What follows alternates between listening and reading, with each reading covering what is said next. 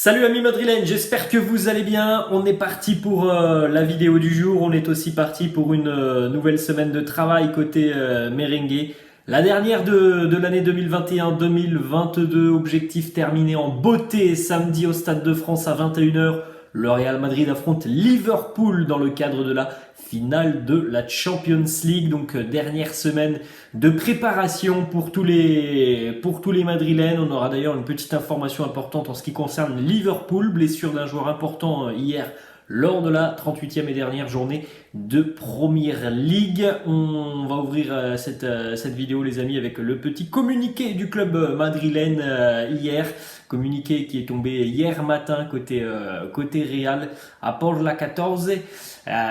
En route pour la 14e, ça sera donc samedi face à Liverpool. Le petit communiqué hier matin pour aussi voilà, faire un petit peu passer cette finale de la Ligue des Champions avant le dossier Mbappé. On jette un coup d'œil les amis aux deux unes des quotidiens madrilènes, le quotidien AS et le quotidien Marca. AS qui titre El Madrid hablará en Paris. Le Real parlera à Paris, évidemment. Là aussi, c'est un petit message envers Kylian Mbappé et le Paris Saint-Germain. Le quotidien Marca qui fait sa une, notamment avec Fede Valverde.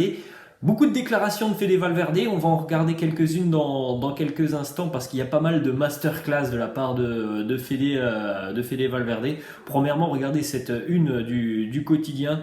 Lo que dijo Salah motiva es como un menosprecio al escudo. Ce qu'a dit Mohamed Salah, c'est quelque chose qui nous motive énormément. Il a manqué de respect au blason du Real Madrid. Et vous voyez aussi sur le quotidien Marca la présence de Kylian Mbappé qui a laissé un petit message sur les réseaux sociaux et qui a annoncé voilà, qu'il allait être devant sa télé samedi et soutenir le Real Madrid depuis sa maison, à savoir Paris. Ensuite, on jette un coup d'œil, les amis, au classement donc de la Liga. Dernière journée du championnat hier. Le Real termine donc avec 86 points, ça on le savait. Le Barça a été battu hier, les Blaugrana terminent avec 73 points et donc à 13 points du Real Madrid. L'Atlético et Séville sont en Ligue des Champions, le Betis, la Real Sociedad en Europa League, Villarreal en Europa Conference League. En ce qui concerne le bas de tableau, Grenade, Levante et le Deportivo Alavés sont relégués. 13 points d'avance donc pour le Real Madrid aux dépens du FC Barcelone. C'est un record pour le Real qui n'a jamais été champion avec autant d'avance par rapport à son concurrent. Bravo aux Madrilènes pour cette saison plus que réussie. Saison qui a d'ailleurs été aussi plus que réussie grâce notamment aux nombreux buts de Karim Benzema. 27 en Liga pour Kabenwebe qui a donc terminé Pichichi de l'année en Liga. Karim, meilleur buteur de la saison évidemment côté madrilène et meilleur buteur de la saison en Liga. Karim est devenu le 14e joueur madrilène à remporter donc ce trophée de Pichichi. C'est aussi le premier depuis Cristiano en 2015. Regardez le petit cadeau reçu par Kabenwebe donc pour son trophée de Pichichi, les crampons personnalisés, le numéro 9 pour Kabenwebe, la petite indication Pichichi et puis cette petite couronne de très jolis crampons pour Karim Benzema. L'autre information pour Karim, c'est qu'il se rapproche encore plus du Ballon d'Or puisque hier Liverpool s'est imposé en Première Ligue.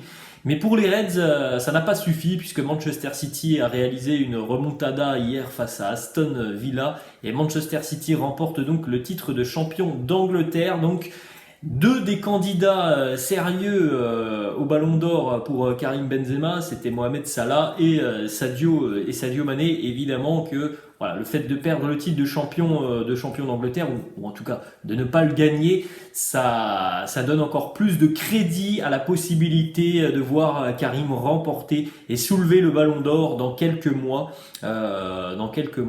maintenant. Ensuite, une petite information en ce qui concerne Brahim Diaz, joueur prêté par le Real Madrid du côté de l'AC Milan. Il a participé cette année au succès des Rossoneri en Serie A, l'AC Milan qui a remporté le Scudetto hier, 11 ans après son dernier titre. Donc bravo à Brahim Diaz qui a évidemment participé cette année au succès milanais. Brahim Diaz est d'ailleurs devenu le plus jeune joueur de tous les temps à remporter la Première Ligue, la Liga et maintenant la Serie A. Hein. Bravo pour cet accomplissement tout de même incroyable. Ensuite, on enchaîne les amis avec plusieurs déclarations de Fede Valverde. On l'a dit, il y a des masterclass de la part de Fede Valverde qui nous dit premièrement, j'ai besoin de marquer plus de buts parce que c'est une façon aussi d'aider encore plus l'équipe. J'aimerais être beaucoup plus efficace devant le but, délivrer encore plus de passes décisives. Mais pour le moment, je suis encore jeune et chaque jour, tu apprends quelque chose de nouveau. Fede Valverde aussi sur son implication sur certains matchs, on le voit, hein, courir à gauche, à droite pendant de nombreuses minutes. C'est un joueur qui vraiment ne ménage pas ses efforts sur le terrain. Il nous dit parfois quand tu as l'impression que tes jambes vont exploser en fin de match, il ne te reste plus que la tête et le cœur pour te battre. Tu te bats pour le meilleur club au monde et donc tu dois le défendre avec honneur. Déjà là, on a une très belle déclaration de Fede Valverde qui rajoute aussi sur l'ambiance et les remontadas au Bernabéu. Il nous dit il y a des nuits où le Bernabéu est devenu le triangle des Bermudes pour nos adversaires. Autre déclat de Fede Valverde sur l'objectif, évidemment, la finale de la Ligue des Champions samedi. L'objectif, il est très clair pour lui. Ça ne sert à rien d'arriver en finale de la Ligue des Champions si vous ne la gagnez pas. Évidemment que les amis, ne pas gagner la finale de la Ligue des Champions, ne pas gagner la finale de la Ligue des Champions samedi, ça serait quelque chose pour le Real Madrid qui nous ferait tout de même un petit peu oublier dans quelques années la belle saison madrilène. On ne retient au final que les vainqueurs et c'est sûr que dans quelques années on pourrait très rapidement oublier que le Real a été en finale si jamais les merengues ne la remportent pas samedi. Autre déclat de Fede Valverde justement sur les déclarations de Mohamed Salah. On rappelle Mohamed Salah qui avait dit notamment avant la demi-finale retour face à Manchester City, je veux affronter le Real Madrid en finale de la Ligue des Champions. Il avait d'ailleurs rajouté quelques jours plus tard, on a des comptes à régler, nous sommes meilleurs que le Real Madrid. Donc voilà un déclat de Fede Valverde qui nous dit ce que Mohamed Salah a dit, ça nous motive énormément. C'est un manque de respect de sa part envers l'écusson. Donc voilà, la guerre est lancée les amis entre le Real et Liverpool. On a tous hâte d'être à samedi. On enchaîne les amis avec quelques déclarations d'Eduardo Camavinga. Premièrement, son bilan du côté du Real, première saison pour Eduardo du côté merengue. Il nous dit mon bilan cette saison reste tout de même positif, même s'il y a des choses que je dois améliorer. J'ai quand même pas mal joué, des gros matchs, on a remporté la Liga, la Supercoupe. Dans l'ensemble, c'est très positif. Et évidemment que c'est tout de même très positif pour un joueur qui vit sa première année du côté du Real Madrid. Un jeune joueur comme ça, c'est quand même fort ce qu'il a réalisé. C'est vrai que les premiers mois ont peut-être été un petit peu compliqués, mais sur la seconde partie de saison, on a vu un joueur qui a énormément apporté. Autre déclat de Camavinga qui nous dit avoir été très surpris après la Supercoupe d'Espagne. Il nous dit après avoir gagné la Supercoupe, je pensais qu'on allait tous sauter de joie, mais dans le vestiaire, tout le monde était normal. On a célébré sur le terrain, mais dans le vestiaire, on n'a pas forcément fait la fête. Camavinga a vécu ça comme le signe d'un vestiaire très professionnel, d'un vestiaire très expérimenté. La Supercoupe c'est bien, mais il y a encore d'autres objectifs cette saison. Ensuite, une dernière déclat d'Eduardo Camavinga par rapport à cette finale face à Liverpool. Son ressenti, il nous dit, il n'y a pas forcément de favori. Liverpool est aussi sur une bonne dynamique, ça va être quelque chose de spécial pour moi, devant ma famille, à nous de nous donner à fond pour remporter ce trophée. Ensuite, on a une déclaration aussi de Toni Kroos par rapport au petit comparatif. On a aussi une déclaration de Toni Kroos qui nous fait un petit comparatif entre la finale 2018 et la finale qui approche.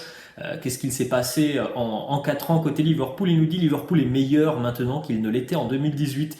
Ils se sont améliorés en équipe et dans la zone aussi des gardiens de but. Évidemment que Liverpool a beaucoup progressé depuis 4 ans, ça c'est quelque chose d'indéniable. Ensuite on enchaîne justement les amis avec cette information qui concerne les Reds de Liverpool. Thiago Alcantara est sorti sur blessure hier après-midi face à Wolverhampton à 6 jours donc de la finale de la Ligue des Champions. Jürgen Klopp a annoncé en conférence de presse « Je pense qu'il manquera la finale de la Ligue des Champions ». Il est sorti en boitant, ce n'est jamais un bon signe. Voilà les mots de Jürgen Klopp. On n'a pas pour le moment les amis le diagnostic exact de la blessure. mais on a un Jürgen Klopp qui tout de même se veut très inquiet. Thiago Alcantara, c'est tout de même un joueur très important du côté de Liverpool. On enchaîne les amis et on va terminer d'ailleurs avec quelques informations. Mercato, RMC Sport annonce hier qu'Aurélien Tchouaméni a un accord avec le Real Madrid, mais aussi avec Liverpool. Les deux clubs négocient désormais avec l'AS Monaco qui demande 80 millions d'euros 80 millions d'euros pour libérer Aurélien Tchouaméni. L'international français devrait rendre sa décision dans la semaine. Petite information donc sur ce que l'on sait actuellement. Monaco demande 80 millions d'euros. Le Real et Liverpool ont un accord.